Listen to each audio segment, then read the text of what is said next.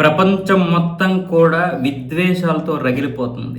ఎక్కడికక్కడ ఏ దేశానికి ఆ దేశం లోపల అంతర్గత సమస్యలతో, కుమ్ములాటలతో, ఒకవైపు సుంకాలతో చాలా ఇబ్బందికరమైనటువంటి పరిస్థితులు ఇప్పుడు ప్రతి దేశానికి కూడా ఉన్నాయి. ప్రపంచంలో ఉన్నటువంటి దేశాలన్నింటికి ఒకవైపు నేపాల్, మొన్నేమొచ్చేసి బంగ్లాదేశ్, అంతకుముందు శ్రీలంక, ఇప్పుడేమొచ్చేసి ఫ్రాన్స్ తగలబడిపోతుంది. మీరు నమ్ముతారో నమ్మరో, బుధవారం ఉదయం నుంచి బ్లాక్ ఎవ్రీథింగ్ అనే ఒక కొత్త ఉద్యమంతో ర్యాలీలు, నిరసనలు, రాస్తారోకులు మొత్తం తగలబెట్టేస్తున్నారు.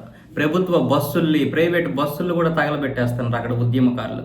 ఎవ్రీథింగ్ బ్లాక్ అంటే అన్నింటిని బ్లాక్ చేయండి అనే ఉద్యమంతో ఎక్కడికక్కడ పిలుపునివ్వడంతో మొత్తం రోడ్లన్నీ బ్లాక్ చేసేస్తున్నారు ఉద్యమకారులు. దొరికిన వాటిని తగలబెట్టేస్తున్నారు. నేపాల్లో ఏ విధంగా పరిస్థితి ఉందో అలా తగలబెట్టేస్తున్నారు అనమాట. మొత్తం ఈ ఉద్యమాన్ని అణచడానికి ప్రస్తుతానికి ప్రభుత్వం అయితే 80,000 భద్రతా దళాలను రంగంలోకి దింపింది. అందులో 10,000 మందిని ఒక్క ప్యారిస్ లోనే నియమించడం జరిగింది. మిగతా 70,000 మందిని మిగతా రకరకాలుగా పెట్టింది. ఇంకా మరొక 20,000 మంది ఫోర్స్ అయితే సిద్ధంగా ఉంచింది.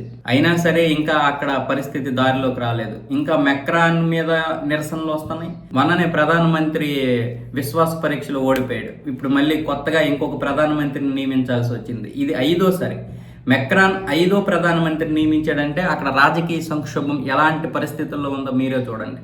అంతర్జాతీయంగా రాజకీయాలు పూర్తిగా మారిపోయాయి. అయితే ఫ్రాన్స్లో కేవలం అక్కడ దేశ అంతర్గత సమస్యలే కాదు, దాదాపు ఒక 20% వరకు ఈ ట్రంప్ తీసుకొచ్చినటువంటి నినాదాలు కూడా కొంతవరకు కారణమయ్యాయి. ఈ ట్రంప్ తీసుకురావడం, అమెరికా మాట ఫ్రాన్స్ వినడం, దాని వెనకాలే పరిగెట్టడం, ఆయన నినాదాలు, ఆయన సిద్ధాంతాలు, టారిఫ్లు, ఇవన్నిటి వల్ల కూడా ఉక్రెయిన్ రష్యా యుద్ధం వల్ల ఇప్పుడు మెక్రాన్ మనకి కొంచెం సపోర్ట్గానే ఉన్నా భారత్కి ఇదనైతే పర్వాలేదు, ఒక విధంగా పాజిటివ్తోనే ఉంటాడు. కానీ ఏదేమైనా సరే స్నేహం ఎవరితో చేస్తాం అనే దాని మీద ఆధారపడి ఉంటుంది. ప్రతి దేశానికి కూడా ఒక అజెండా అనేది ఉండాలి. అంతేగాని ఎవడో చెప్పింది మాత్రమే వినడం కాదు.